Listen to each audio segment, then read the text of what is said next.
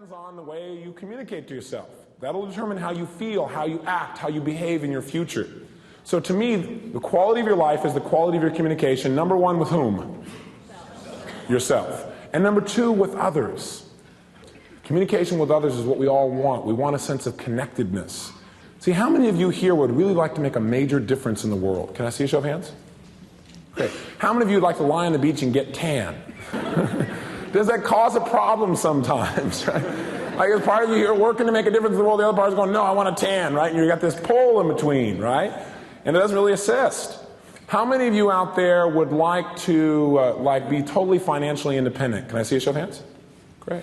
How many of you also feel like sometimes in order to do that, it seemed like it took away from your sense of appreciation of others or your spirituality? Anybody have that experience ever? See? But do you have to give both those up? No, you can learn how to integrate them. You can have the best of both worlds. How many of you would love to have a totally one-on-one committed relationship with someone, totally focused, monogamous? How many would like to have something like that? Great. How many of you get attracted to all kinds of people? Does this create a problem? What's it called? Inner civil war. Right? And what we want to do is show you how to resolve that, because that's where the power is. The power comes when you know how to integrate yourself. So congruency is our goal tonight. And the way in which we're going to help you to become congruent is we're going to share with you some experience, some background on myself, some ideas on NLP, some ideas on personal power. And as we work on that, the portion that you'll be getting of my communication consciously will be the ideas of personal power, my background. That is, if you looked at human communication, you'll find out that only 7% of human communication is words. Only 7% is words. See, when someone's talking to you, that's the smallest part, what they're saying with physical words. 38% of human communication is tonality. The tone of voice that a person uses tells you much more than the actual words themselves. See, I knew what it meant when my mother used to say, Anthony, it meant more than my name. Right? And 55% of communication is physiology. Physiology. Body postures, facial expressions, breathing patterns. That tells us a whole lot more than just the words themselves. I mean, don't comedians use this? Can't you just imagine a comedian comes up to you, looks you in the eye and goes, "You're a son of a bitch." And you smile. Why do you smile? Because when he did it, he used a tonality and a big smile and facial expression, so the majority of his communication made you laugh.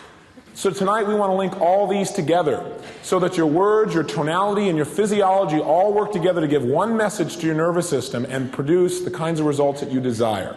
That's the bottom line. Okay? Let me share with you my background in terms of what's happened in my own personal life.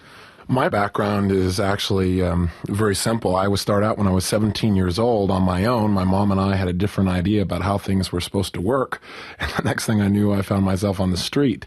My good fortune was, before this all occurred in my life, I had attended a seminar by a man named Jim Rohn, who was a personal development speaker. He talked about goals and attitude. And the reason I share with you this background is because the night I was on my own, I began to remember some of the ideas I heard in his seminar. And they were very, very simple ideas. But I also realized, and hopefully you do too, listening to this tape, that it doesn't take a lot of ideas to change your life, and it doesn't take a complicated idea to change your life. All it takes is an idea that you're willing to take in and use.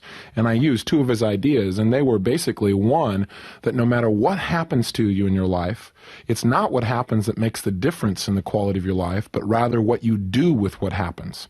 And the second phrase that stuck out in my mind that really made a difference in my life was I realized that for things to get better for me, I'd have to get better. For things to change in my life, I was going to have to change. I could try and change my mom, I could try and change the world, I could try and change, my employer, but none of that was going to change my life like if I worked on me.